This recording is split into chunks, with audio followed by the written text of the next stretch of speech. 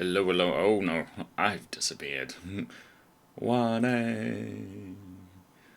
That's not good. We can't be having this. You can see into the void, people. You can see into the void. Oh, where is it? There we go. Okie dokie, cool. We want to capture.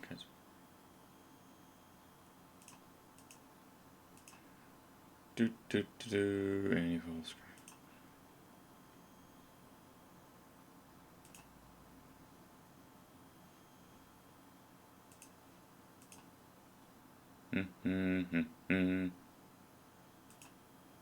Nope, that's not working. Oh, bugger.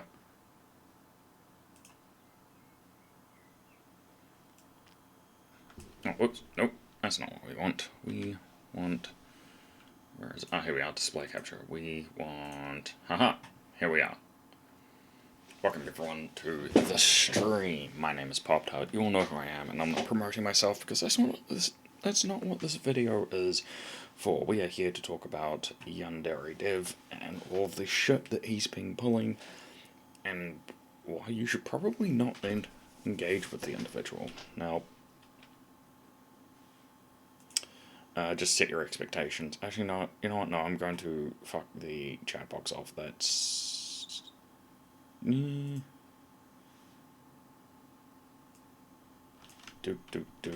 chat box can just go away. Because we're not here for chatting, we're here to just deliver a message. Okay? Okay? Alright. Cool. So, just set your expectations. This situation is constantly evolving.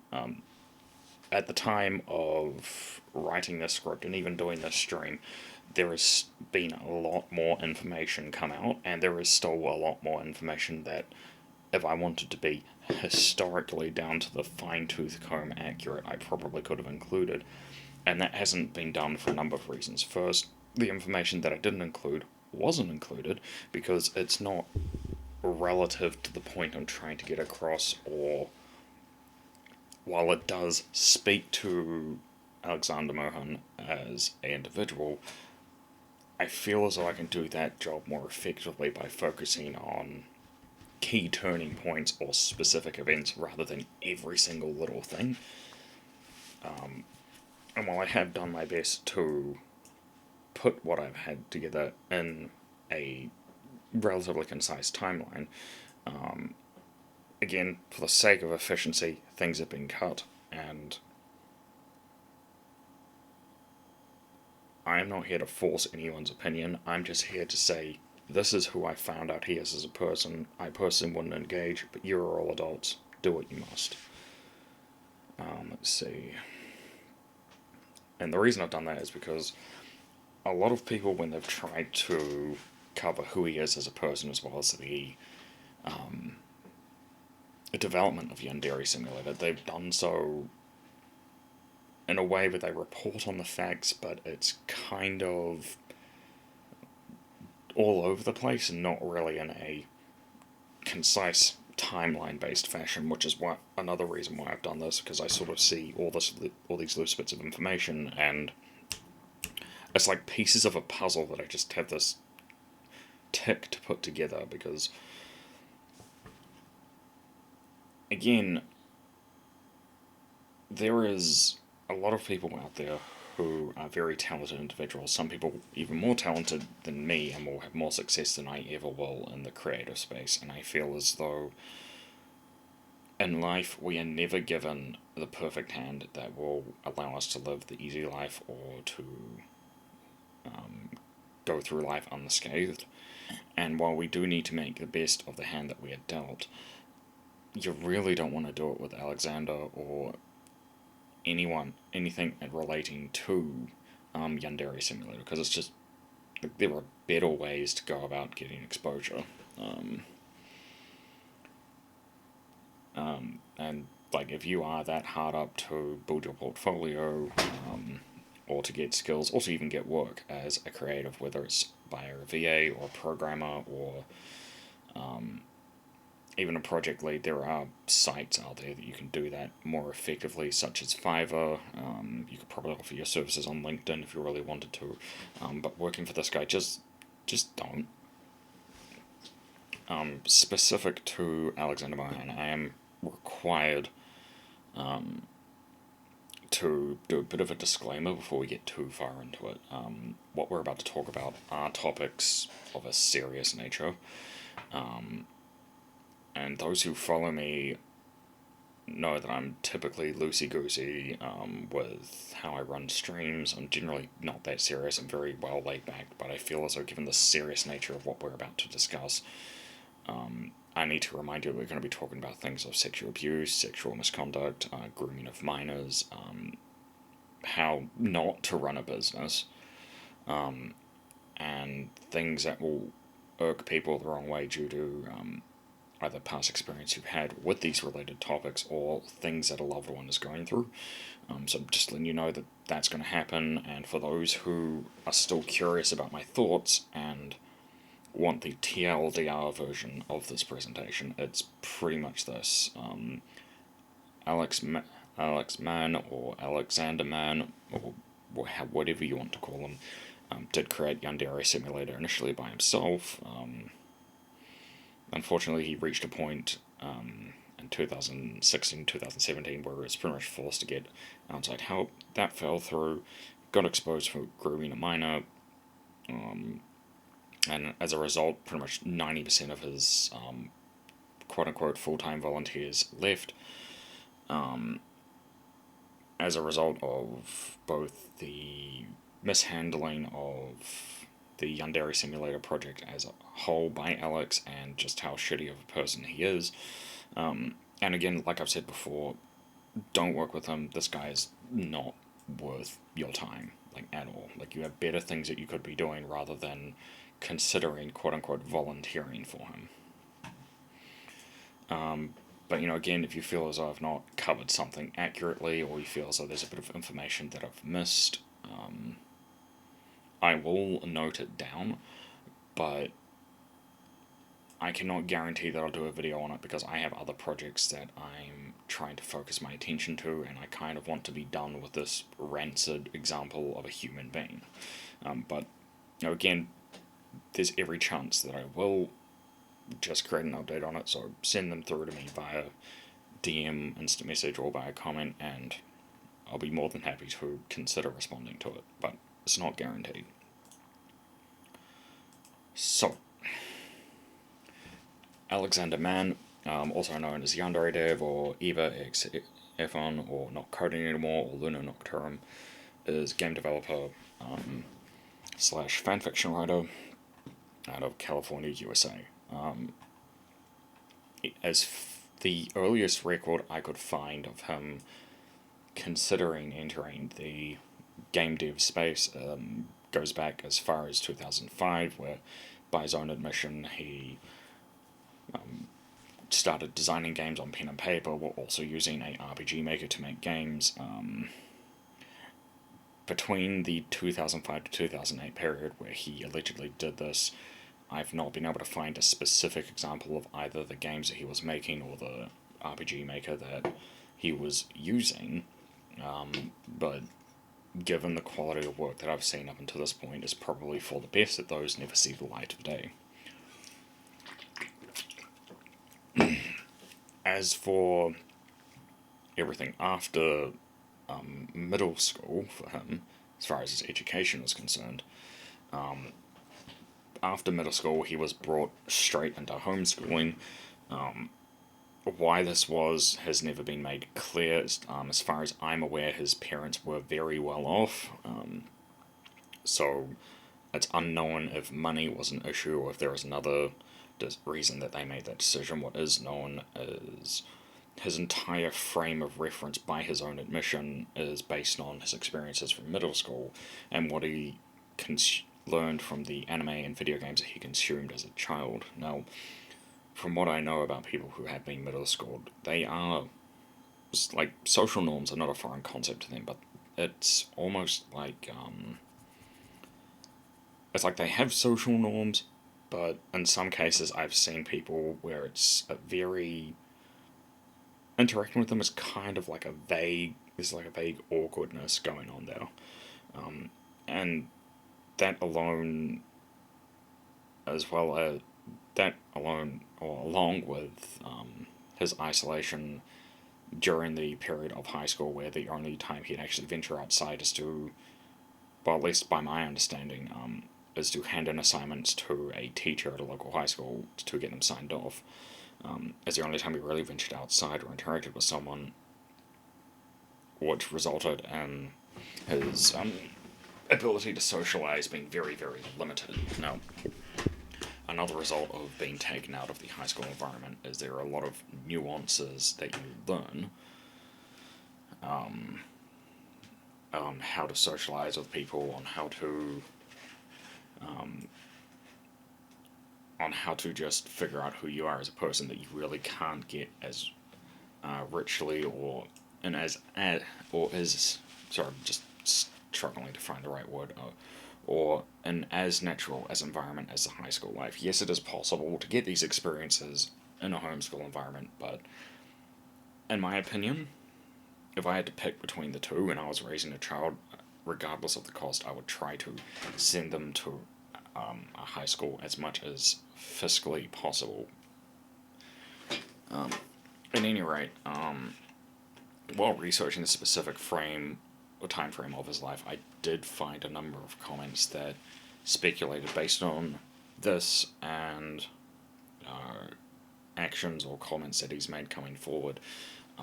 It is highly likely that he's on the spectrum. Now, I'm gonna say this right now, although he is not a particularly great person when we talk about things regarding autism, you generally don't want to throw that label around because that's not a particularly nice thing to do. Like, people who have autism get a lot of stigma at the moment, and, well, even in the past. So, before we start, throwing that label on someone, we need to ask, are they actually autistic? What spectrum are they on?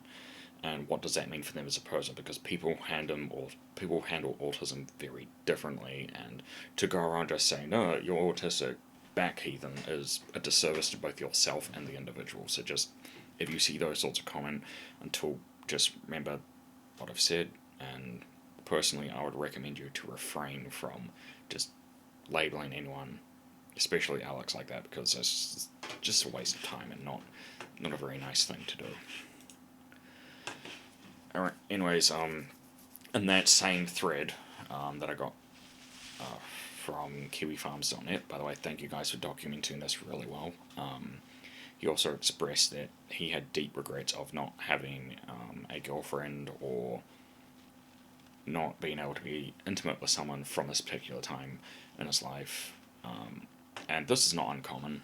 I mean, we all went through puberty, and the bulk of us were very interested in the opposite sex at the time, but in my opinion, based on his isolation and based on what he's done going forward, this very much was, for him as a person, foreshadowing.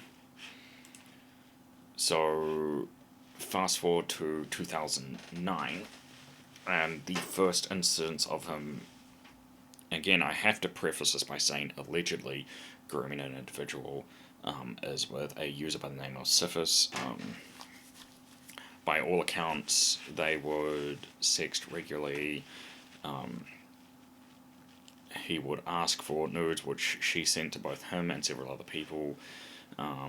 There are issues around that sort of stuff, which that's kind of grotty, where he would masturbate to her over webcam,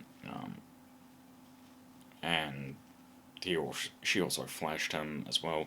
There were probably other things that happened, but again, she claims that due to the mental stress that caused on her at the time going forward, that there's a mental block in place where she can't remember everything, and this is probably the first recorded instance we have of him allegedly grooming a minor. Now, again, the reason I say allegedly is because records from the time are not readily available. While I can find references on 4chan, while I can find multiple people talking about the same instances, saying that the same thing happened.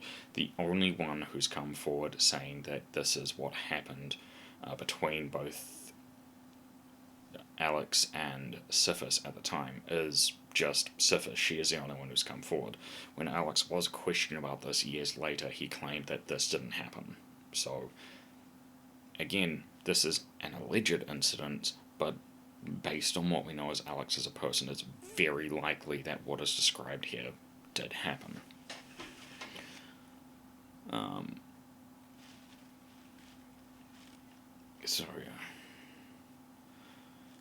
During this time, he was going to Santa Monica College. As for what he was studying at this college, it's kind of hard to track down specifically what it is, like the course that he went to, because it's either been deleted or merged with other courses. What is clear is he did an Associate of Arts with in animation, interactive technology, video graphics, and special effects. So it's very clear that he had a very keen interest more in the design aspect of video games rather than the actual coding side, and we see this reflected in his work history at Kung Fu Factory, which he conveniently doesn't mention on his own wiki. I wonder why that might be. But based on the titles that we see here, the only real programming experience he has is for iOS titles that involve a very, very basic level of programming, at least by my understanding. Yes, there are, console-based titles that he did work on, but these were more from QA and products QA or a design-based environment rather than direct programming. It's not to say that he didn't put any sort of coding effort into these. It just would have been very unlikely that it would have been anything in a complex nature that would have allowed him to develop his professional skill set in such a way where he would learn how to code efficiently with multiple different people so that a project could be moved forward in a fast and coherent manner. Why is this going to... Hang on. Here we go, yeah. Sometime in his third year, however, he did try to decide that he was going to move on into his own project and become an independent developer and work on his own games. This was largely inspired by many different things. One thing that he quotes directly is a game called Iggy, which was made by one person, and he thought if one person can make a video game, then I'll just do it myself. This is a IRC chat log from when he was, from sometime after he posted an example of a game he was developing called Lunar Scythe, which was inspired by Mike Zymont, who is the creator of Skullgirls. And he released it thinking, this example of a game that I've developed is going to be very widely received, everyone's going to love it. It was not. In fact, Mike Zymont took one look at how he coded things and how he developed the game and pretty much said, you have no idea what you're doing, this game is going to have issues later on based on what you've done so far. And he took umbrage to this in a big fucking way. Like, he just said, nope, you're wrong, I don't believe you, and decided that he was going to dip and develop his own game. And what would eventually become Yandere Simulator was discussed initially on April 1st on 4chan, and people, when they went through the initial idea, were very impressed by it. A lot of people were very interested in it as a concept, and generally came in with a little bit of skepticism, but were very interested in this idea. But what I find quite hilarious, and I'm not sure if this was intentional or if this is just an accident, but the first time that this game was talked about or introduced to the public was on April 1st, and I'm trying to be professional about this. I really am. I'm trying to be impartial and not do too many tee ha ha funny funnies, but come on. Yandere Simulator, which is a absolute joke of a game from both the gameplay and a coding perspective, was introduced on April 1st. How can I not point that shit out? I mean, you could give like a room full of monkeys a month of Sundays, and they couldn't come up with anything close to this sort of hysterical timing. But regardless, he did put his full effort into, well, I say quote unquote full effort into coding both this game and developing it and releasing many other things. And what is clear, and we'll touch base on this more later on, is his time at Santa Monica College and his time at Kung Fu Factory did not prepare him for a project of this scale. While he did produce example after example after example after example of a particular game that he wanted to produce, it became very apparent that he had no idea what he was doing. See, it's one thing to create a game by yourself. Some of the most popular games are, I'm not sure if you remember, but many years ago there was a game called Flappy Bird, which was developed by one person in like 2 to 3 days. It was originally designed in 2020 for a cancelled platform game, but was then axed from the platform because the creator felt that it was an issue that the game was as addictive as it was. So he decided that in the interest of everyone who was playing the game and for his own conscience, he decided to pull it from the stores. But this game did numbers.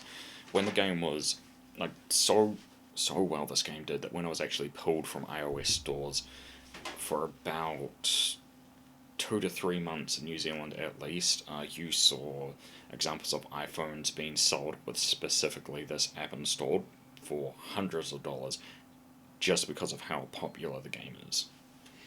Another example of how a game can be largely developed by one person and be successful is Five Nights at Freddy's. Now, Scott Cawthon, by his own admission, did work on Five Nights at Freddy's by himself. This is a quote from his own wiki where he said, "Yes, although I purchased the rights to music and sounds from third-party companies, the most recent game, Five Nights at Freddy's, has gotten quite a bit of attention, and that's mainly because his efforts as the only coder on that made the game what it was and what it is at the time." And to give you an idea of how popular this game is, it has 9 games, the 9th of which was developed by an external company in partnership with Scott.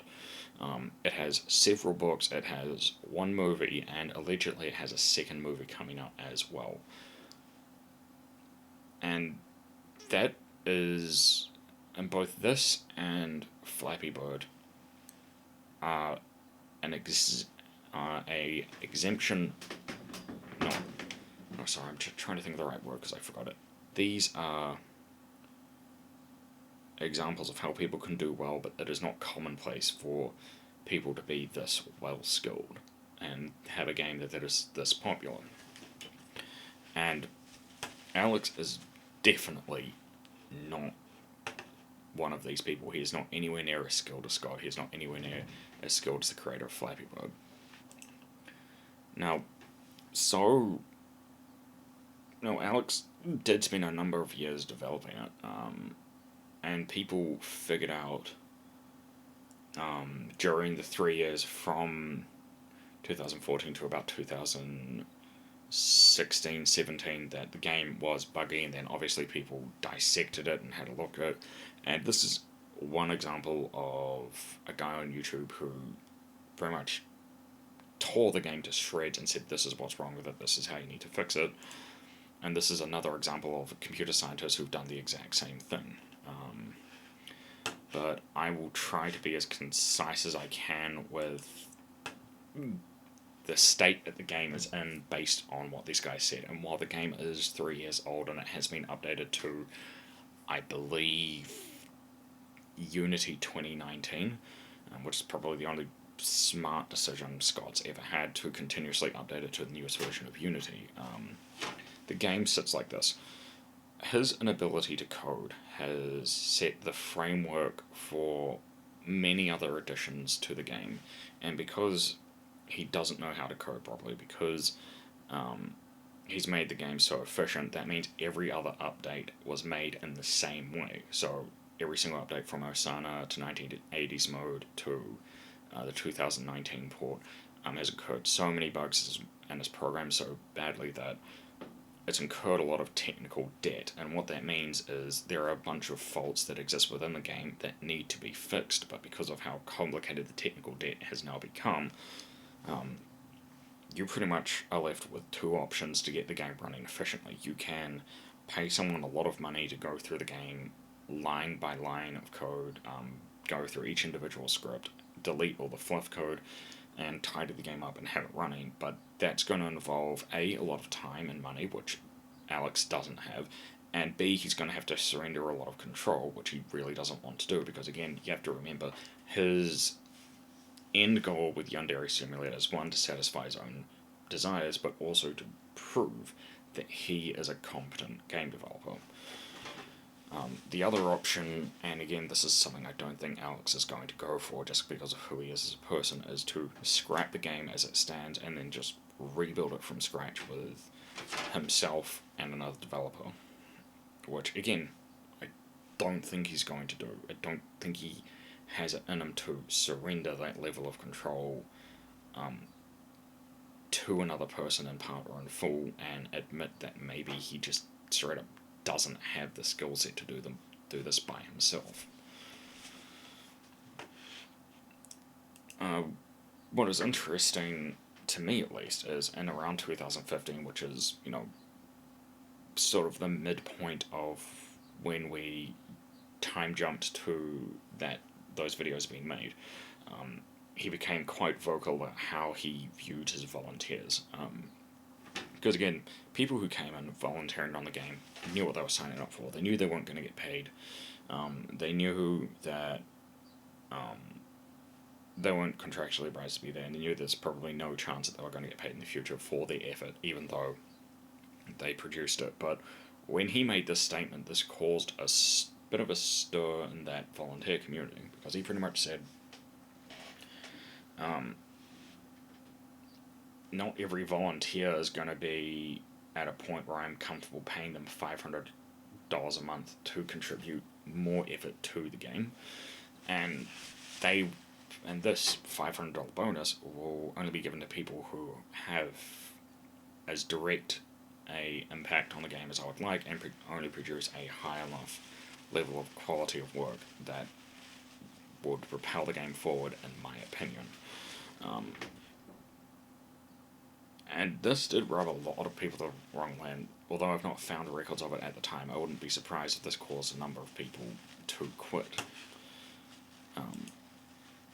Going forward, from around 2016 to 2017, he did concede to himself on some level that if the game was going to progress, and you keep in mind, he's worked on it for several years at this point, he conceded that, he did need to seek outside help to propel the game forward, and he decided that one of the companies he was going to go to was a company called TinyBuild, to have their team work on the game and then get it unbanned from Twitch. Now, the funny thing is, I can't remember the exact source I saw this from, but apparently the reason Twitch banned this game, because I did ban it from Twitch, is because it was, quote, incomplete, which I find odd, because I've actually streamed a couple of incomplete games on Twitch before, and I get the feeling, and I've not heard this direct from Twitch at all, that the real reason that they banned it from Twitch might have been because they saw the direction it was going in.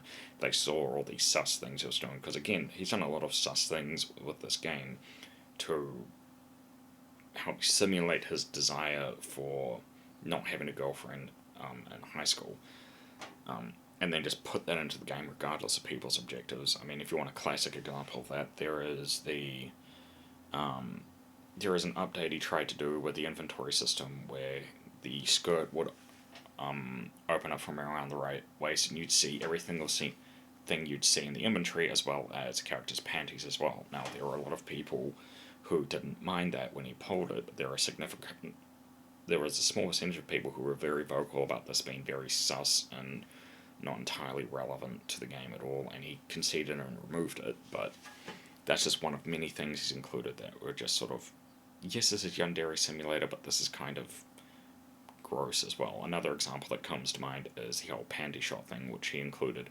very early in the game's development. Why that is, I don't know, because why you would include that in a game about a Yandere is just beyond me. As disturbed as a Yandere-based character would be, why would they be taking panty shots? Just what? That is, I mean, to me, that's just a creatively bankrupt idea, but getting back to the situation at hand. Went out to Tiny Build, they set the team up, and he did have a guy developing on it, but he had a number of issues with it. First, there was an issue regarding spin-offs, because he didn't realize who that ownership will be seceded. The conversion that would have happened between the coding he was using in Unity didn't happen. Now, he claims that like a volunteer probably could have done it and reprogrammed the game, but people have tried to help him up until this point. He's just rejected it, going, no, don't want your help. No, get help, don't want to know. And he's just straight up rejected. And there are a couple of examples which we'll touch on later where people have done exactly that as a fan-based project, and yeah, that's something you're going to have to wait and see. There is an example of a programmer who jumped on by the name of Aaron Fitz. Now, he claims he made pointless, arbitrary changes, and then he walked away from the project. It's difficult to say why he walked away, because no one, again, has commented directly on this, but my gut feeling tells me he took one look at the code, saw how shitty it was, saw how much work he'd have to do to actually make it running and efficient, and just threw his hands up and said, nope, I am not getting paid enough for this.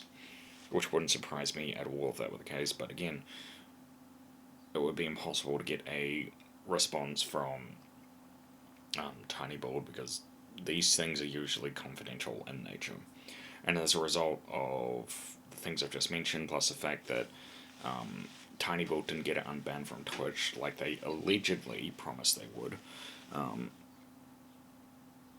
he decided that was enough justification for him to not pay the $31,000 advance from Tiny Build to help him, and by him I mean Alex, develop the game. Now, $31,000 is a lot of money, especially for a developer to give a untested person to develop their game so that they could sell it as a polished product. Based on the email chain that you're looking at right now and what I've gone through it's apparent to me that Alex, without looking at the specific contract that they had between it seems like Alex did have an obligation to pay this back. But what's interesting is he threatened to quote-unquote expose them to Alex's... Well, Alex threatened to expose Tiny Build to his audience, and then Tiny Build, sometime after that, backed down. So, whether Tiny Build was afraid of bad press or just wanted to be rid of Alex as a person, it's hard to say. But what is clear is there is another... there is a PDF actually attached to this post on KiwiFarm.net that shows the modified contract that pretty much states that Tiny Build and Alexander Mann are going to walk away from one another, and Alexander is in no way responsible for paying back the $31K advance. Yes. And, you know, without seeing the specific contract that Alexander had with Tiny Build, it's impossible to speak directly to the nuances involved, because again, every situation is different, and no one situation is exactly the same. Now, at 2019 rolls around, and shit's just getting, worse, well before it quote-unquote gets better, if it gets better at all, because as it stands, the game is still a buggy, slow mess, and the releases and the amount of bugs that are introduced into the game just keep on getting worse on, like, clockwork. Like, I'm not joking, it happens so much that the majority of Alex's fans, or at least a significant amount of them, just accept the fact that every time he updates the game, it's going to get more buggy, and there are going to be more bugs introduced, and it's going to be another month of, here's an update, here are all the bugs I've fixed, here's an update, here's even more bugs, plus a few bugs from the previous month, and so on, like clockwork. And eventually people, like I said before, did make their own fan games heavily inspired on Yandere Simulator. One example of this is a game by Dr. Apis, called Love Letter. And what's interesting is this game, in its alpha state, was created in about 2 weeks. That's it, 2 weeks. 2 weeks it took Dr. Apis to make this. And he was that threatened by him that he started messaging him this, and apparently people view this as YandereDev threatening him with killing himself if Dr. Apis didn't remove it. It's kind of hard to say whether that was his intent based on the specific wording, but that's what the majority of people do decide as the intent of this message. And, eventually this game was, cancelled and has since never seen the light of day. And when I looked into this a little bit more, apparently the situation got even worse. Dr. Apis, when he was talking about the development of the game, said that internal documents were leaked to the public, and addresses of people who have worked on the game were leaked, and then all of those people effectively got doxed, which wasn't an especially nice thing, even given the rumours surrounding Dr. Apis. But no, it just goes to show just how rabid people have gotten over the situation at this time period. And this isn't the only example of, like, a game heavily inspired by Yandere Simulator being shut down, maybe not in this manner, but, by some direct or indirect involvement from Alex being threatened by someone trying to steal his thunder. Another example is Watashi no Mono, which is developed by Homemade Meal. This game, again, never left alpha because, this conversation just speaks for itself. Sometime after this conversation happened, Homemade Meal did abandon the project, and as far as I'm aware, it is allegedly being picked up by another developer who's neither confirmed nor denied his actual development of this game from a cancelled project. But that's another example of just how easily threatened he is by someone else competing with him. And those are just 2 examples, but I've been assured, based on the research that I've done both in and out of KiwiFarms.net, that these are just 2 of many examples that exist. And going forward from 2019 to 2020, I'd like to say that things got better. They did not. Again, more bugs came around that were just it's just another cycle of, I'm introducing an update, here are hundreds of bugs. There are examples of people who have been given the runaround by Alex and just had resources straight up not used after hours of development. And one example of this is by the Introverted Cartoonist, which I'll play now. Shout out to Jess. She said I was more than welcome to cite her content for this, and I appreciate that, because while I could go through and type up my impressions of her videos, I feel as though when you have information as raw as this, it is better to just... I find it's better to just concede and just not interrupt her wordings and let her speak for herself, because she has a story to tell, and I think it's something that we should listen to.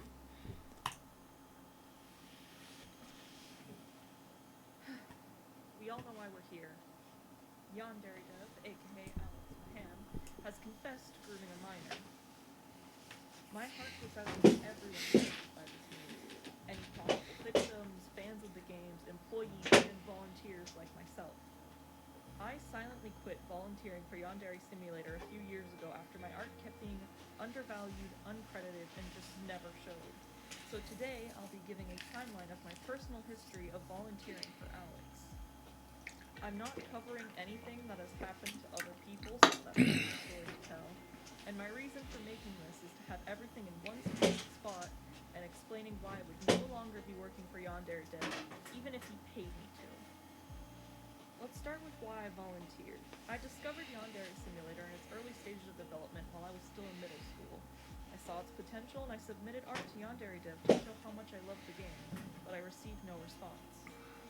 Years later, at 18 and in art college, I decided to try volunteering for him. I wanted experience, recognition, and just to be part of a game I've known about for years, despite my reservations about Alex's behavior and reputation. I was hired to volunteer with these drawings. He said that my circle head, simplistic art style would work better for another video game idea he had, which was essentially a visual novel about a killer and her victim, which I would have done all the character sprites for. I was ecstatic. Me, someone whose dream is to be a character designer, getting to make main characters for a game. I was hooked. The main characters were basically described to me as Ayano, but more depressed, and the lead bully girl from Yandere Sim. But I felt like I did a good job at making them feel like different people, considering he just wanted a rehash of characters already made. But after drawing all these pretty images and character concept, I was told that he needed to focus on Yandere Sim, so he was putting my work on hold. Which, I understood, considering it's been 10 years now since he started making Yandere Simulator. I was told instead to focus on the thumbnails for 5 videos he had already made. I'm not exactly the proudest of these now, but that's what he wanted at the time. But I mean, I was doing all these for free, so beggars can't be choosers. All I'd ask is that I get credit, which I thankfully received. Then I had to do a thumbnail for this new video he was making. This one I was really happy with at the time. I honestly prefer my non-bloody version, but we'll talk about these thumbnails again later. I volunteered to work on 1980s mode. Originally, I was supposed to make the posters around the school, but then YandereDev felt I was better suited to design the shopkeepers. I was pretty much given free range to design what I wanted, except for the hairdresser who was supposed to be the younger version of her elder counterpart. I was told I needed anime style, which my college bans us from drawing anything that looks remotely anime, because that's not the standards here. So let's just say I was in completely new territory, but I did my best considering the references I was given, and I think I did a pretty decent job for someone who didn't know what they were doing. There was nothing I really had planned for these characters, other than the fact that I wanted each of them to have their own color, and for some of them to be opposites of their 2000s counterpart. So that way it would feel like every shop was different. The only character design that had to be changed from my original idea was the gaming shopkeep, who I wanted to be this clumsy woman who liked dressing up in cosplay, but I was instead told to turn her into a classic nerd. Originally, I was going to put a layer on top to have it resemble the references more, to give it that classic old TV vibe, but I was told that the game itself would have a filter to make it look like that, which it never ended up having that effect, I feel like. I was astonished when I saw my art in the game. I proudly showed my whole family, and my heart soared seeing my hard work in a game that I was so excited to be a part of for such a long time. I wanted to see everyone's opinions online for it, and my original designs got so much love. It just affirmed in my heart that character design is what I'm meant to do, and that's what I'm determined to continue doing. But sadly, that feeling was short-lived. Alex told me that my art was going to be redrawn by another artist very shortly after I had just showed my parents my art in-game. My hours of free work were just mere placeholders for his lead artist to fill. They said they'd be taking my designs and drawing them with a better art style, even though he had asked me to do a specific 80s anime art style that I wasn't experienced at all doing. If I was just able to do my art style I was more comfortable with doing in the first place, I'm sure I could have came up with some brilliant, more detailed art, since animation is supposed to be simplistic in the first place, which is what I was going for. They took a majority of my designs, changed a few things, but even then you can still tell that my work inspired the lead artist heavily. Without my versions, hers would look very different. And sadly, I never got credit for making the concept art or the original shopkeepers. The lead artist took full credit for her version, saying that she got it from fashion in the 80s and this and that. And YandereDev even said in his video that the lead artist made every single art review in 1980s mode as soon as it came out, while my art was still in it, just waiting to be replaced. I remember having to try and prove myself in the comments that I made the shopkeepers in the first build of 1980s mode, and not Mulberry. And all that just because I never got credit for my versions of them. I'm so glad I posted stuff before 1980s mode came out, or else I wouldn't have been able to have any proof of it originally being my work for my designs that inspired the new ones. I just remember being so upset that all my work felt like nothing, tossed aside without even a mention of all the work that I had done. Other than what remains of my designs, none of my work is currently in Yandere Sim, and now, it can never be. I sadly quit while in the middle of working on a video for him. I was just done working with him with no credit. The one thing I always asked him for in return, he was always so demanding with what he wanted, more than any customer I've ever had. If I got paid, I would have just taken it. With all the demands and changes, he was just so entitled to free work, not realizing how much time it takes to make. But since my work was free, I figured, fuck it. Why do I keep doing what he wants? It's just gonna get replaced in a month anyway, so I just quit. He even tried to convince me to redraw my own thumbnails later on, and I politely told him I'm not redoing stuff I already completed just because my art is better now. I was astonished when I saw my art. 2-ish years later, a few weeks ago, YandereDev was exposed for grooming a minor, and I was groomed at 17, and the fact that I started working for him several months after one of the worst things that ever happened to me, I felt so much rage and disgust. Some people aren't taking this seriously and still supporting him, just holding on hope that his game would be finished one day. I used to be like that, even with how he treated me in my work, and I just can't excuse his actions anymore. This was the last straw, and I don't want his greedy hands on my work anymore. To confront him as soon as I heard the news. I'll admit, I was way nicer than I wanted to be, mostly because I wanted him to actually do it. I wanted him to replace the only thing he actually gave me credit for, which was my 6 thumbnails I made. Forget the shopkeepers, they can stay because another artist redrew it. And my other works have either never seen the light of day or no one knew I made them originally anyways. I just wanted the last remaining piece of my recognizable art to be gone, just like my singular ounce of respect vanished from the moment I saw he was just like the other perverted man who took advantage of me. I had thought everything was settled. He said it would take a few days to replace it, and my comments in the description were gone immediately. I thought at least for once he respected my art and my decision. It was free work. I had the right to decide to take it down if it was paid. I would have been fine with it staying up, considering I had made it before this whole grooming situation came to light. But it was not, so morally, I have the right to decide where my art is placed, and I certainly wasn't going to have my name attached to a predator's YouTube channel. One morning, I received a direct message from a fan, you know who you are, thank you so much by the way, telling me that people on Reddit suspected he had AI-generated my work. 2-ish years later, a few weeks ago, I agreed. I mean, there's a lot of reasons to suspect it was AI, especially from far away. The hood not attaching to the jacket, the hands not grabbing onto anything, the saw blades being uneven, the general spacing and composition of everything. You can't blame anyone for thinking that Any it last was words? YandereDev slapping Wait, a what'd you say your name was again? generator Kyle to Smith. make Why? anime. Well, it says here you're eligible for a That's free definitely to the 14 Pro something he Max. would do.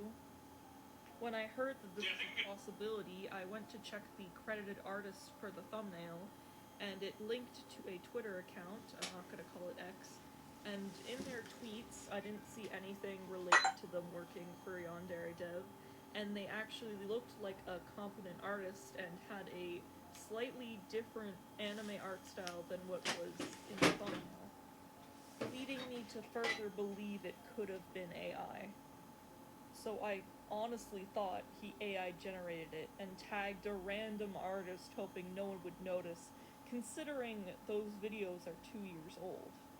At the time of this happening, it's not the case anymore. Some of my thumbnails weren't replaced, but for the ones that were, you can see that this other artist actually made it look like a new concept, even just changing where the hand was posed, and a distinct art style, and even details I never made that show that it was their own thing. No insult to the other artist, but this one looked as if they tried to reference my work without understanding why I made it that way.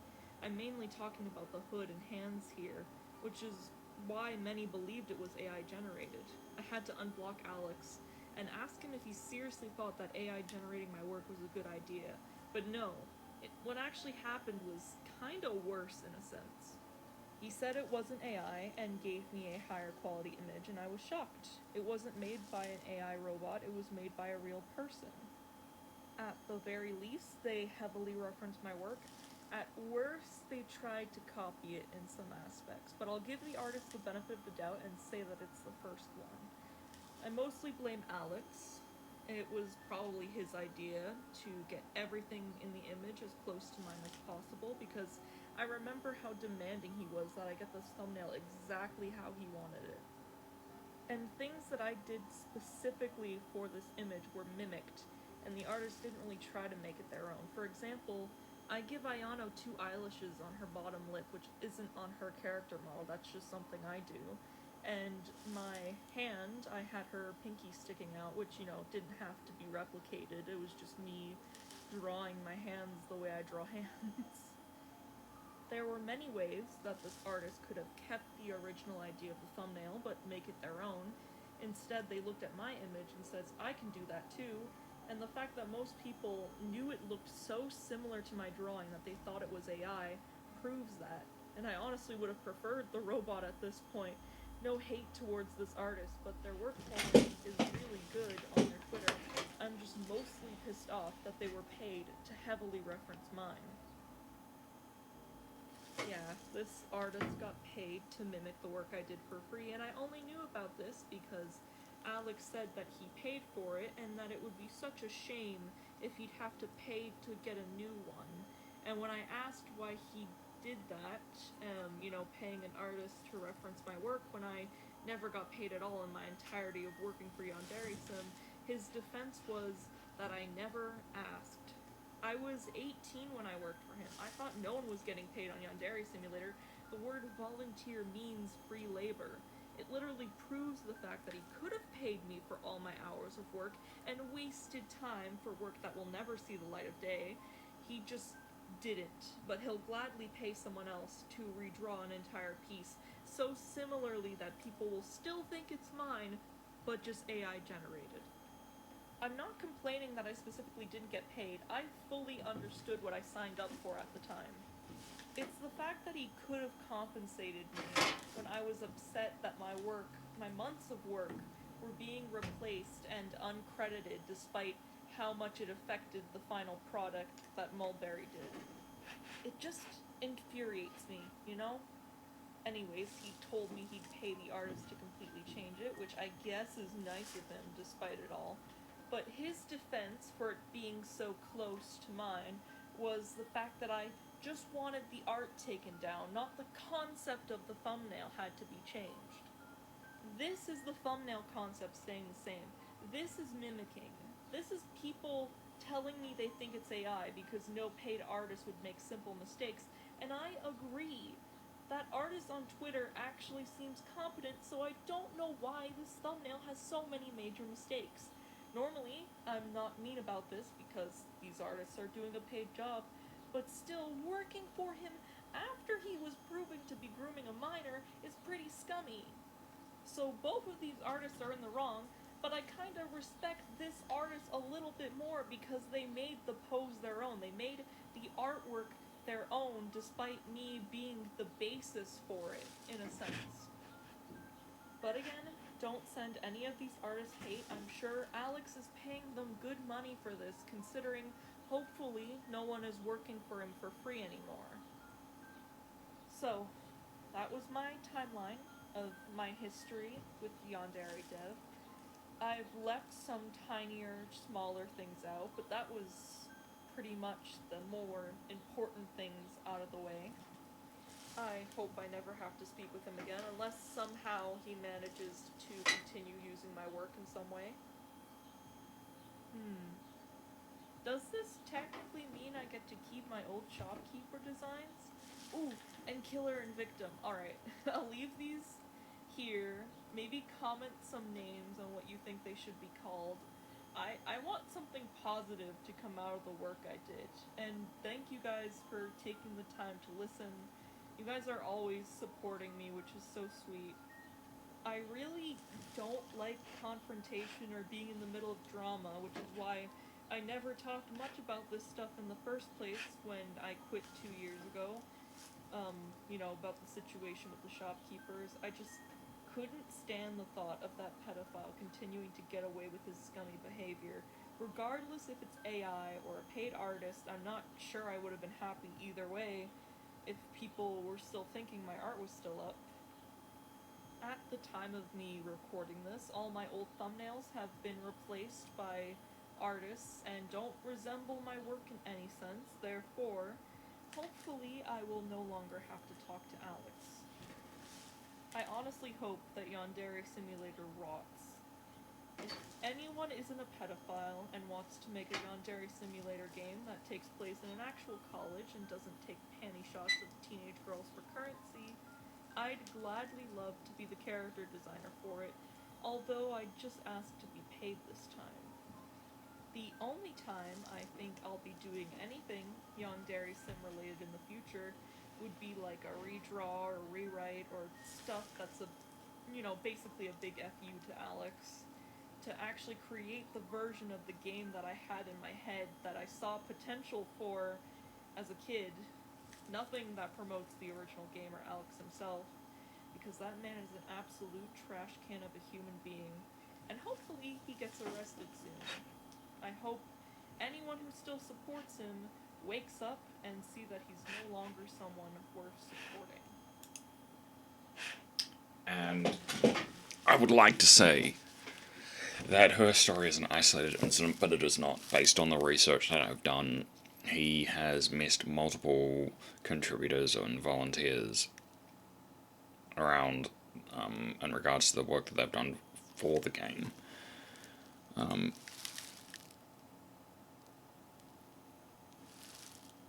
It's just kind of not an okay way of handling himself professionally or otherwise. And it's just shitty. Like, it's just a shitty way to be honest, because, like, he knows what he was doing, but he just doesn't seem to have any real empathy. Goddamn, why is this... Anyway, in light of all of this,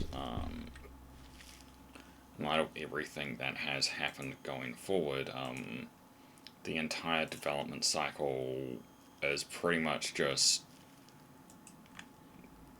Well, a raging fit of irony is that it's pretty much like this car just doing donuts. It is a laggy, buggy mess of a thing that functions. You can see that it's doing shit, but it's just horribly inefficient and just an absolute mess. And again, this continued on until quite recently, like I think about a month ago, as of today, probably a bit longer. Ali released a video about some allegations regarding another person that Alex allegedly groomed. Now, again, this is just going to be one of those things where it's going to be heavily involved. There are going to be a lot of things that are going to tilt people the wrong way, and if you're someone who has watched this far and you're a bit disturbed, it might be the time to just turn away just a little bit, because we are going to watch another video, which again, got permission to do this. Thank you, Ali, for letting me use your video. Appreciate it very muchly. A few words before we get started. There have been a lot of developments throughout the process of making this video, especially in recent days leading up to its release. And in many ways, this situation is still ongoing, and there's quite a few questions that have yet to be answered. I've spoken with someone in association with YandereDev who was very respectful during our conversation, who just wanted to learn more about this situation like the rest of us, and I'll get into that more later. So I'd like to ask, please watch this video all the way through and be kind to everyone involved. Thank you. If you've been following this situation within the past week, you probably know it's been quite a roller coaster, but for those who haven't, let's get everyone up to speed.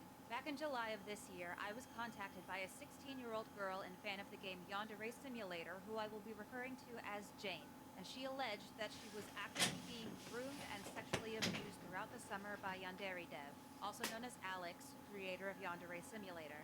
And she was reaching out to me to help get her story and gathered evidence out to the public while keeping herself anonymous. Throughout the next couple months, she continued conversing with Alex as she had been, while collecting more evidence of his behavior in the form of Snapchat recordings and voice call recordings. If you're a fan of Alex and you've somehow made it this far without throwing down a dislike and angry yet grammatically questionable comment and dipping out of the video, please watch this all the way through.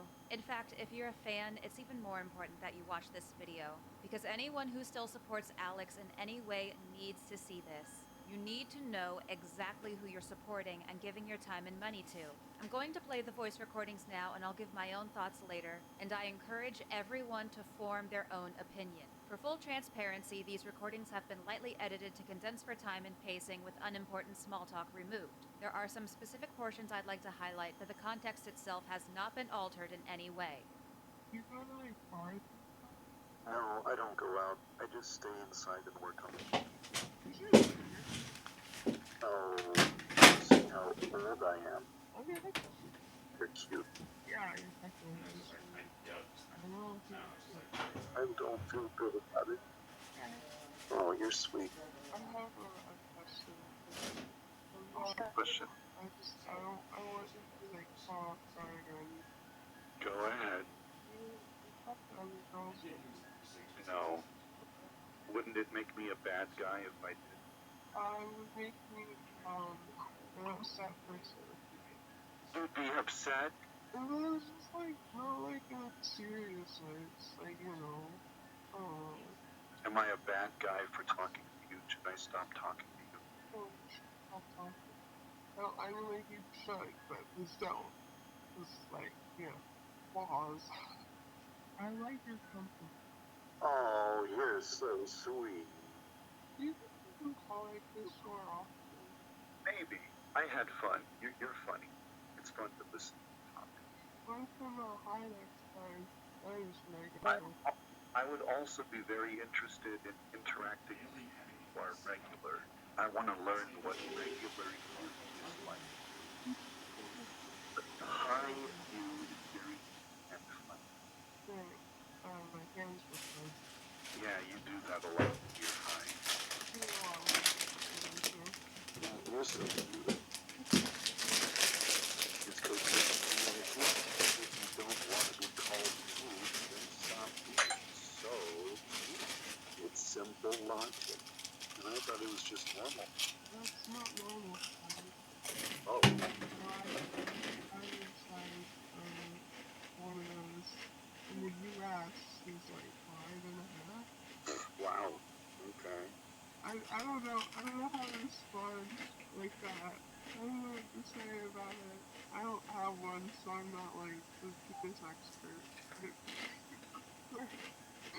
There's this one really important thing to remember, and that's that all the money I get is donations from people who want to support me. And if I start working less, then they will think, oh, he's not working, he's lazy, I should not support this guy.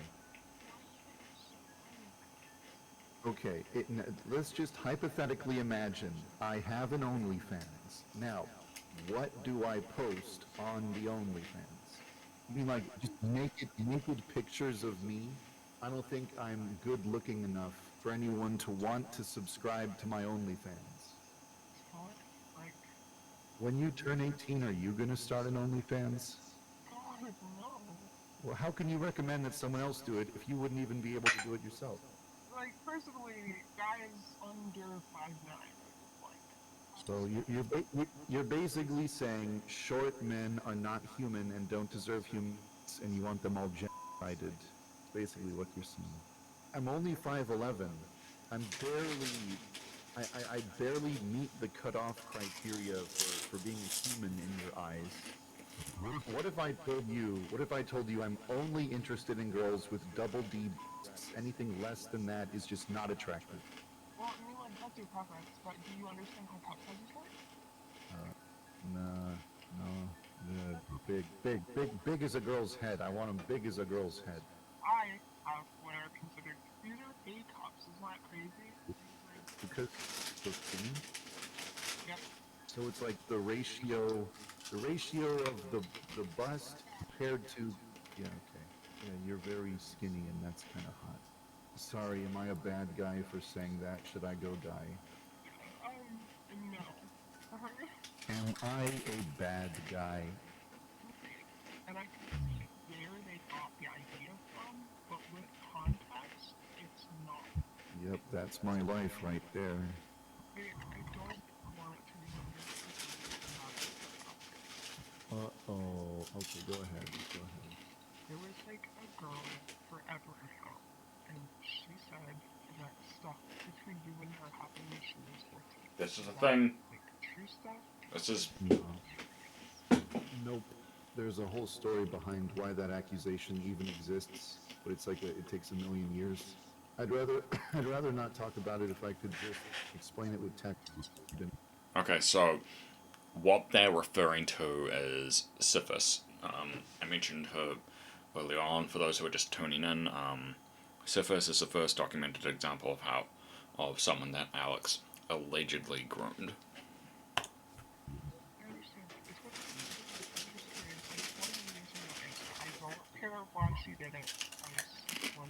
There was no girl, there was a guy who made a Tumblr page where he made up the fake identity of a 14-year-old girl. And he said, oh my god, like, I knew YandereDev when I was 14. He said this and this and this to me. Oh my god, it's like an internet troll posing as a 14-year-old girl.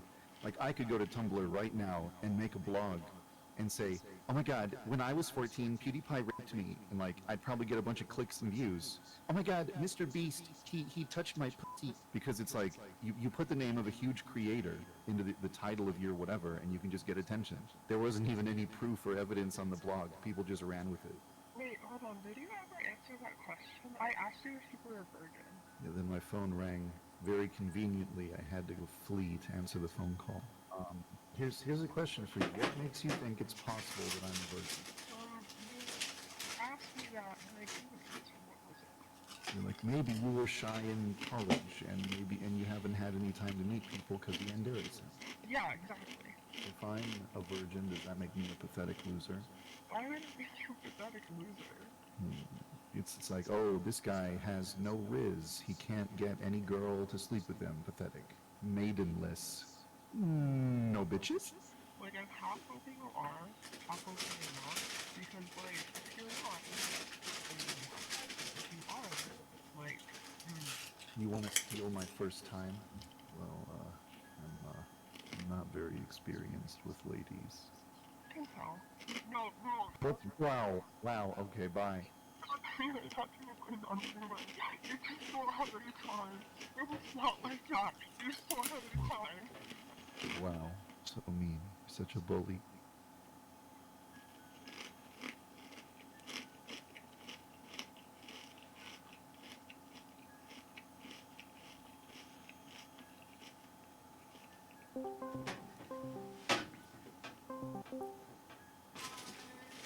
Hello there.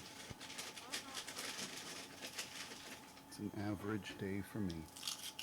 You probably have like a whole tree of things with all their little branches of ideas. Because you have been working on the game since I was 7? I've been working on it for, I've been working on it since 2014. Oh yeah, I'm 7. Oh, I'm 7. I don't know, it's weird to process that.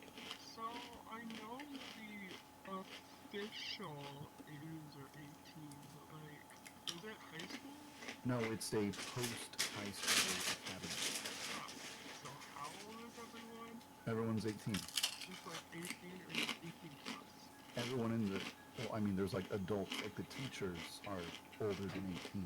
The headmaster is like 60, but all the students are 18. Oh, that's weird. I feel like high school age makes more sense. It would make more sense, but then everyone would complain, oh my god, the characters are under 18. So I have to contrive a story that makes them over 18. Or 18. Because everyone gets all mad about kids. Because, like, you can't sexualize minors. I mean, you can't disagree with that without sounding like a creep. There's nothing I can really say about that. Mother Nature sexualizes minors. Puberty starts to give in wide hits to children before they turn 18. It's not like, a person does it to a child. The child's own body does it to itself. It's not like an adult can go to a child and cast a magic spell that gives them breasts. Haha, I've sexualized you. I gave you breasts. And the child is like, no. And the child just does it. The child's body does it automatically. A child gradually becomes an adult over time because of puberty. Yeah, It's not a biology doing it. What, does it sound silly when I phrase it like that? It sounded really silly. But it's true, though. I'm unable to do the weekly challenge these days. It is so hard. What's the weekly challenge? Don't say. Oh my god! Undoubtedly, there's going to be some discourse over the severity of the evidence provided, as is typical whenever someone with an adoring fan base is exposed for acting in a less than decent manner. In my opinion, while the evidence doesn't prove anything outright illegal, because unfortunately, as fucking creepy as it is, there's no law against an adult simply having a sexually charged conversation with a minor, because sadly, the law doesn't do shit to protect children, it just waits until they're significantly harmed to take action afterwards. I feel that this could have easily been a stepping stone for further behavior that would qualify as breaking the law. A significant component of grooming, especially over the internet, is the normalization of sexual topics. If this relationship had continued on, who knows what would have happened in the future? Especially with certain Snapchat conversations, I don't want to assume Alex was basically waiting for Jane to turn 18, but there are aspects of this that definitely start ringing some alarm bells for me. At Jane's request, I had put together a 3-hour documentary-style video essay detailing some of Alex's past behaviors and mannerisms that could have been viewed as a precursor to these allegations. Then I also sat down with Jane for a total of 4 hours with a interview to get her own story in her own words. Everything was done to her specifications. She was involved every step of the way, and I would routinely send her segments of the video for approval. The video was set to be published on Friday, September 22nd, but as we were approaching the intended release day, one of her friends posted a TikTok with snippets from some of the audio recordings at Jane's request that went viral, and Alex caught wind of the upcoming video being produced. Following this, there were a series of frantic conversations taking place over Snapchat where Alex was severely guilt-tripping and manipulating Jane to stop the video, even asking her to lie on his behalf and threatening legal action, according to her. Here are some of the other Snapchat conversations that Jane managed to record throughout the course of their relationship.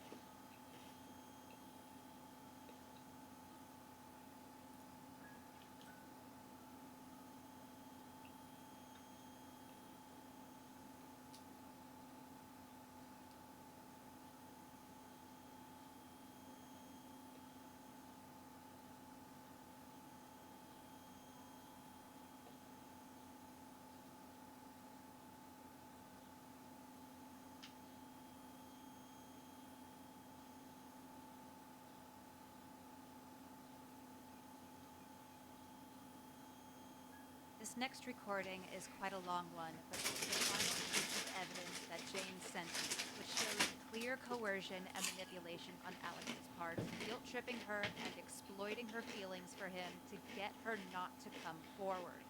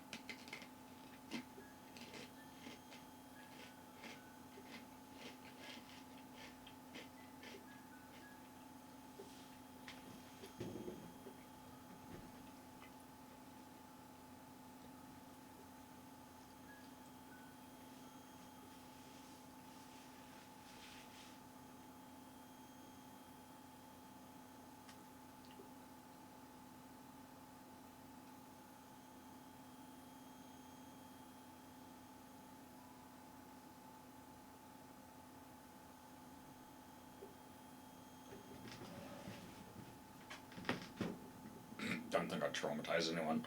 Load of shit!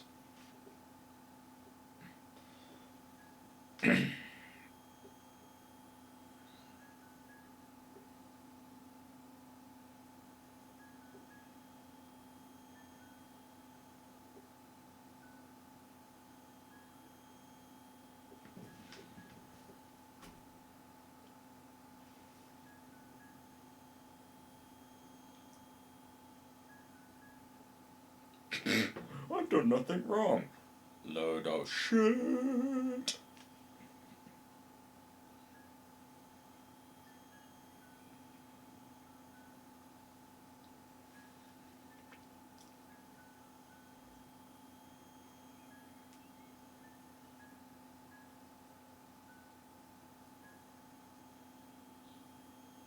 Right decision.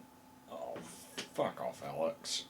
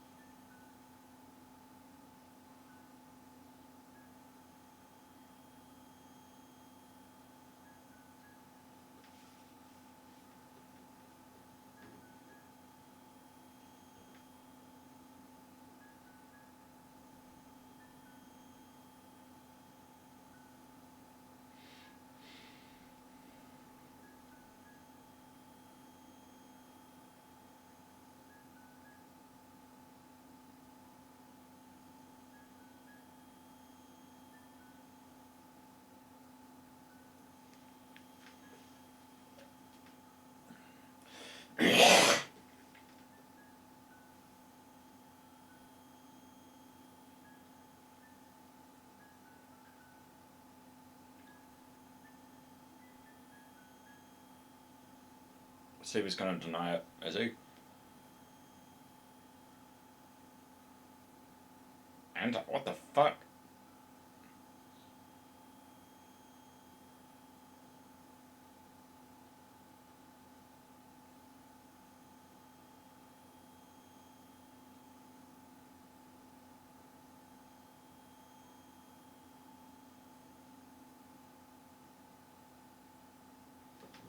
She's not wrong. He is a master manipulator. Been doing it for years. That's not what green is.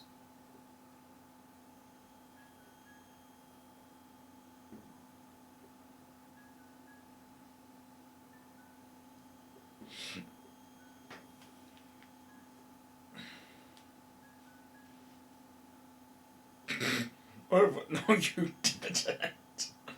Okay, maybe with her, but Cephas, I mean, Jesus.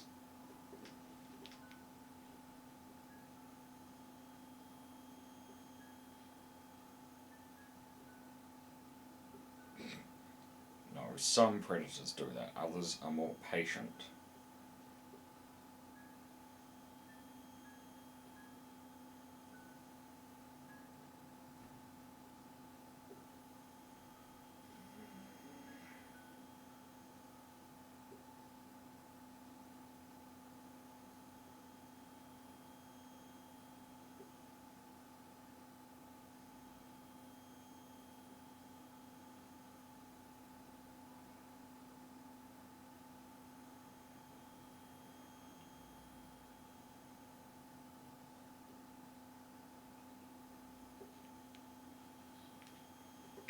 Still in grave danger. Yeah, I wonder whose fault that is, buddy.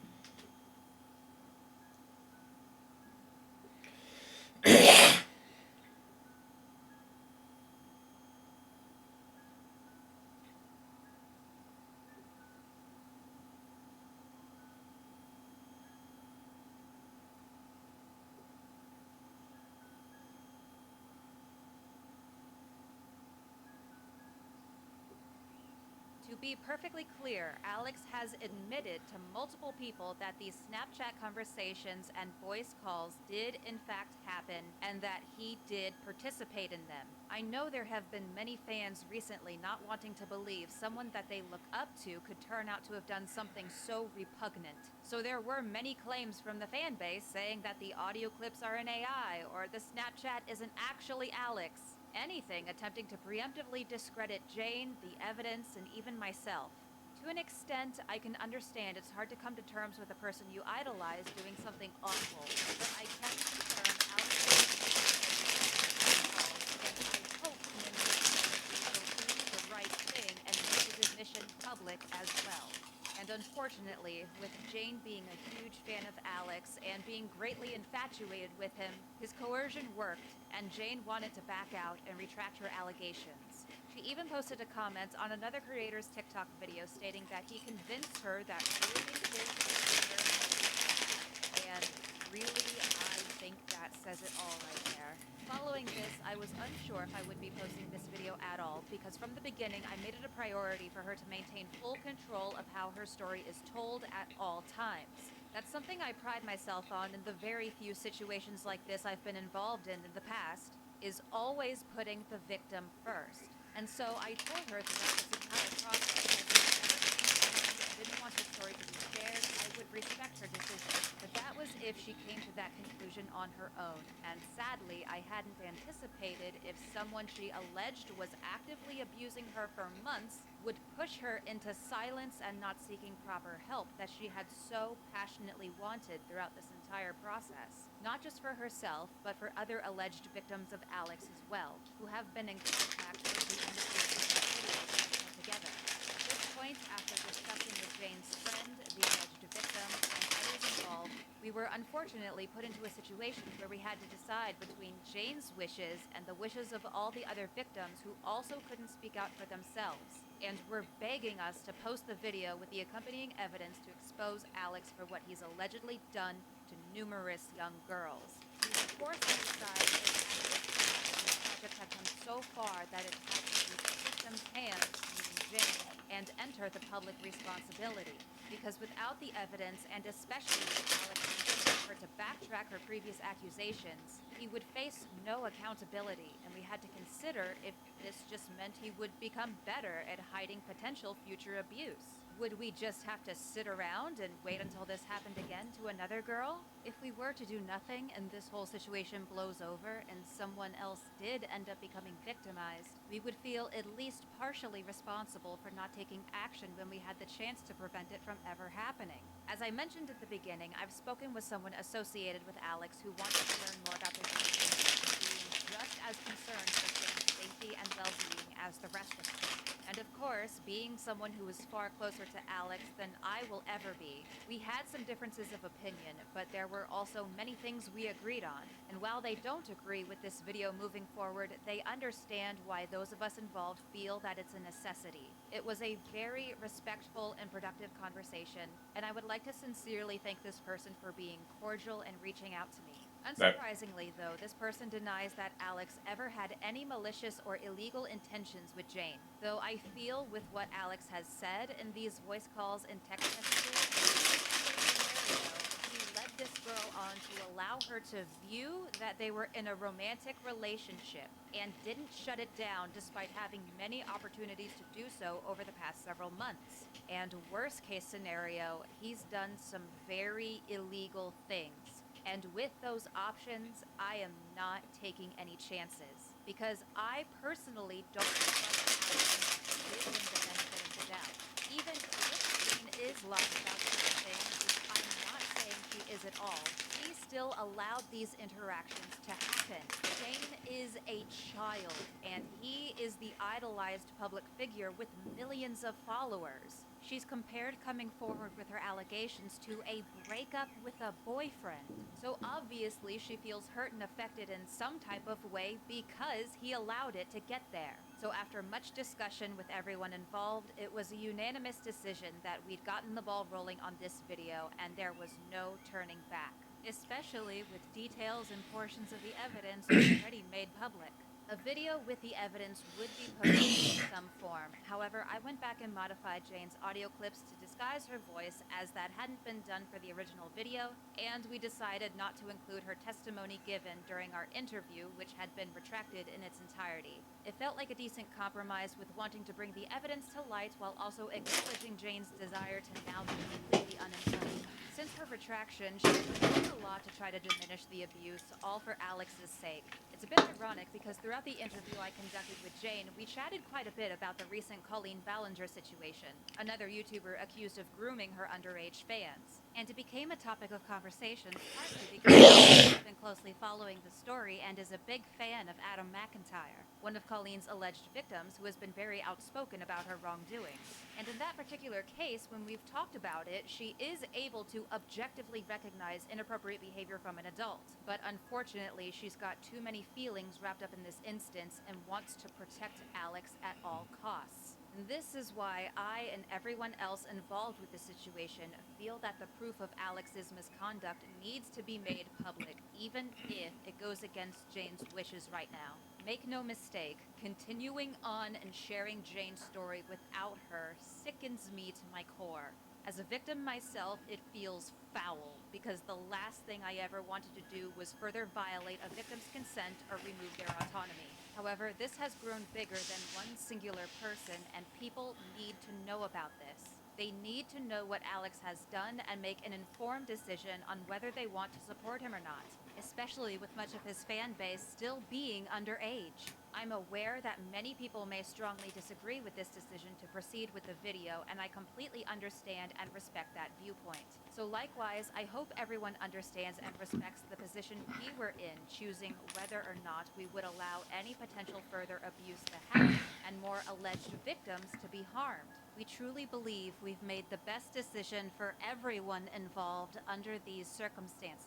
So, where do we go from here? It should go without saying I would highly advise against support in any form for Alex or his game. That includes views on his streams and videos, financial support of any kind, and yes, it also includes working with and playing Yandere Simulator. That's just my personal suggestion, and I'm not going to demand what anyone does with their lives. Before Before Alex or any of his more rabid fans start crying, "Cancel culture!" Alex is not entitled to an audience. He is not entitled to anyone's money or their time to watch his videos or play his silly game. He is not entitled to a platform, especially when he uses it to do something as heinous as participating in inappropriate conversations with his underage fans and then pressuring them into silence when they decide to come forward. Alex is not the victim when the power imbalance leaned heavily in his favor, and as the adult and public figure with tremendous amounts of influence and control over his very young and impressionable audience,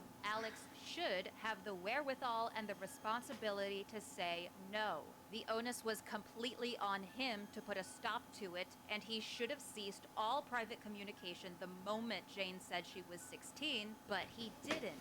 Any consequences he faces from his own actions are his own doing. Of course, I'm much closer to this situation than I ever intended to be, and do admit that as a victim myself, I have tremendous survivorship bias. But I don't believe he is allowed to say, "Oh no, I'm so hurt, please pity me," when he gets burned from a fire that he set ablaze. The evidence clearly speaks for itself, in which even he acknowledges several times what he is doing is wrong, but he continued doing it anyway and even tried to provide some warped justifications for why it's okay, actually, that he's engaging in very sexually charged conversations with a minor. It does not matter if she messaged first. It does not matter if she went along with his sexual advances. It doesn't matter if she wanted his attention. She is a child. Someone who is neither physically or mentally or emotionally mature. And Alex is a 35-year-old man discussing his penis size, virginity status, breast sizes with a child, calling a child hot, telling a child it would be so erotic to model outfits for him, telling a child he could get lewd pictures and videos to fap to and that he'd keep it a secret if she provided them, discussing how biology sexualizes a child, and so much more. There is no context or explanation that will ever make any of this acceptable. He made the choice to engage in this behavior when it should have never been allowed to happen in the first place. I'm sorry to sound like a broken record, and thankfully I know this does not need to be made any clearer for like 98% of people watching this video. Every time in these types of situations, no matter who I'm talking about, there's always those like you who try to justify or excuse or diminish the content, and my patience and understanding for those still among his fan base with their rose-colored glasses on only goes so far. As for Jane, I know you may hate me. I will understand if you do, and I wouldn't blame you one bit. I've said it before, and I will say it again. I urge you to take some time offline and connect with some IRL friends or family who can support you. And think about the honest truth. If he truly did nothing wrong, he wouldn't have asked you to lie about it. There are plenty of other adults who find this relationship and behavior of his conducive to pedophilia and grooming. I understand you don't want to feel like you're ruining his life, but he is responsible for his own actions. No matter what you may have done, you did not deserve for this to happen. And the guilt and shame for anything is not yours to bear. And you have people who will be there for you to support you when or if you want it. To emphasize this point further, I do not condone hate or harassment towards anyone, and I ask that, especially in regards to Jane, please keep the comments kind and respectful. Don't even try me with no victim-blaming bullshit. I do not have the patience for it. She's not doing this for clout or attention or whatever else some of his fan base have come up with in the past 48 hours. She doesn't even want to be named, and clearly at this point she didn't even want the video to happen at all. As I've said, all blame and responsibility lies with Alex to prevent this type of relationship from forming with a child. There is no such thing as a perfect victim. I cannot stress that enough. When Jane first reached out to me, she did make accusations of illegal activity on Alex's part, though there was no evidence for that specific claim, only her testimony, which has since been retracted along with her allegation. I know there have been people questioning why we don't go to the authorities, and this is precisely why. And let me just say for the record that I see and fully understand everyone's frustration and disappointment with this video being delayed and not being what it was initially promised. Trust me, no one feels more frustrated and disappointed with this than myself and those trying to advocate for Jane behind the scenes. When I announced the original release day of this past Friday, the video was essentially complete, and I had every intention of posting it at the time I said. But Thursday was when a nuke dropped on the entire situation, and we were left scrambling trying to figure out what to do. Perhaps I shouldn't have ever announced the release date at all. That is my mistake. But as I said, up until less than 24 hours before the video was set to go live, Jane was still acting confident about moving forward before she shifted so suddenly and drastically. So I do sincerely apologize for all the chaos and confusion and broken promises on my part. And I hope everyone can understand that much of this was out of my control. And when threats of legal action are thrown into the mix, our options become far more limited. I'm just an average gaming YouTuber trying to play games and do my own thing. And I wanted to be a voice for a victim who reached out for help to get accountability for someone she originally alleged was sexually abusing her. I understand not many people are going to take my word for it, but that was my only goal throughout this whole ordeal. If I had any idea just how much this would blow up and knowing certain things that I do now, I'm certain I would have approached this quite differently. My heart hurts, and this project has brought up a lot of things I tried to bury a long time ago. And right now, I just want to be done with it. Since Alex often likes to claim content of this type is only made by clickbait drama YouTubers making up lies and controversy for profit and blah blah blah, any ad revenue I receive from these videos discussing him and his nonsense goes to certain charities, such as RAIN, the largest anti-sexual violence nonprofit organization in the US, and NAMI, the National Alliance on Mental Illness, who provides advocacy, education, support, and public awareness so that all individuals and families affected by mental illness can build better lives. These charities were chosen specifically as they relate to past controversies Alex has been involved in regards to more vulnerable communities over the years. Though, more often than not, due to the nature of topics being discussed in these videos, they usually get demonetized upon upload, and I suspect it will be the same for this one as well. So with that in mind, I want to encourage anyone who's made it this far in the video to at least consider donating to these organizations if you are able to, or whatever your favorite charity is supporting those affected by mental illness or sexual abuse. And on the off chance I'm actually able to monetize this video, I will happily donate any revenue earned as well. I'm not gonna lie, it'll be kind of weird to just go back to happy, silly gaming content after this, but it's probably best if we all go on with our lives as normal as we can after purging all traces of Alex and Yandere Simulator from our lives. Thank you everyone so very much for watching, and until next time, I will see you folks later. Bye! So that was her video, and she pretty much echoes everything I think about the situation. He's a piece of shit, and we really shouldn't support him, like, at all, for any reason. But yeah. Sorry, I just coughed up a feckin' lung. God damn. Anyway. Where were we? Yes, here we are. So, a number of people have decided to leave the project as a direct result of this. One of them is HaleyParsley, who is a VA working on the project. She gave me permission to use this screenshot. There was another one attached, but it was more or less just her viewing her voicing her disgust on this, and the fact that he's just not a very good person. And what I found quite telling of how bad the situation is Cameron F305, who, if you don't know who he is, he's the one who developed most of the original score for Yandere Simulator, and also served as the unofficial PR department for Alexander Man. Now, I did see a video where Cameron did allegedly talk about this specific topic with the victim in question, who will remain nameless. But if the situation behind the scenes has developed to this point, then it's quite telling of what going on behind the scenes with Yandere Simulator and Alexander, I should say, and how far the situation has devolved internally with the team working on it, both on a full-time and volunteer basis. So, that's pretty much everything. There are a number of other things that have happened in between 2005 and 2023, as well as a bunch of other things that are happening even at the time of recording this. But we're left with a question: where to from here? What is it that we do?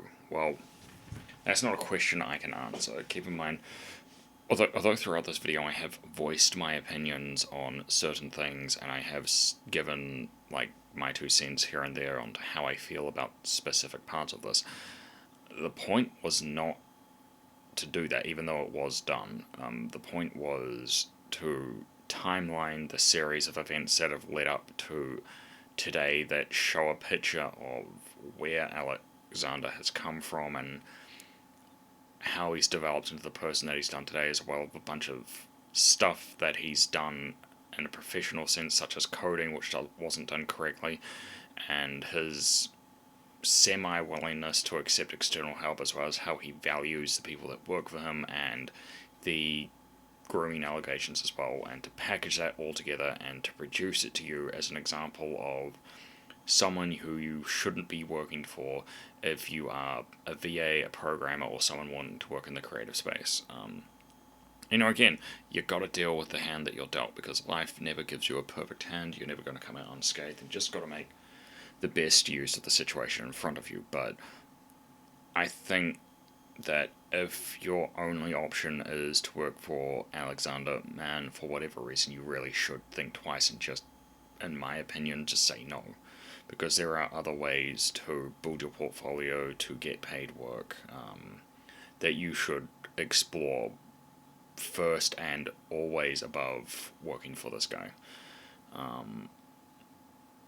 And if you are in a situation similar to this, where you're being coerced into a situation that makes you uncomfortable, where you're dealing with a situation you just want to be out of, just remember you have the right to say no. Before you do any work for someone, always research who they are and ask yourself, do you feel comfortable working for this person? If you are doing independent work, or even just as a general note, when you're communicating with someone in a professional sense, keep records of your conversations. Don't just think that your emails are going to be available forever. Always keep screenshots, always download them to an external device or to the cloud, and before you agree to do any work, always vet your contracts, especially now that AI is becoming more of a thing. You want to make sure that there's no function of your contract that allows them to clone your talent to such a point where they can fire you and use AI instead to replicate your work as opposed to paying you. And I think if you've made it this far, then you should definitely take a beat, because this is a lot of heavy stuff to cover for a long period of time. If you are in a situation where you feel as though you need help, obviously RAIN is a organization that you should meet out to, like she said before, and also the National Institute of Mental Health. They do a lot of work with discovering mental illness and trying to figure out ways to solve it, and then just delete it off the face of the earth, hopefully, but one can always hope. And although they may not be able to, NIH may not be able to provide services to you directly because of how well developed they are as a organization, they are more than capable of referring you on to services that can help you. And if you're not in America and you still need help, the best thing that you can do is Google your country plus whatever help you're after. So Zimbabwe's sexual assault help, or Britain mental health line, or any number of other countries and any of other number of services that you need help with. Anyway, as always, my name is Pop-Tart. I'm not going to be shilling my channels, my TikTok, like I usually do, because I feel as though that's a bit crass. I feel as though that's just going to distract away from what it is that I'm trying to say. Instead, given what we've talked about and given the subject of the video, I'm just going to say I hope you have a great day, because this really isn't something that is easy to talk about in passing or in full, and especially for fans of the game or victims of sexual assault or mental health situations especially. It's a lot to cover, but help is out there if you want it. Anyway, I hope to see you later, and I hope that this video reaches someone who needs to see what kind of person Alex is.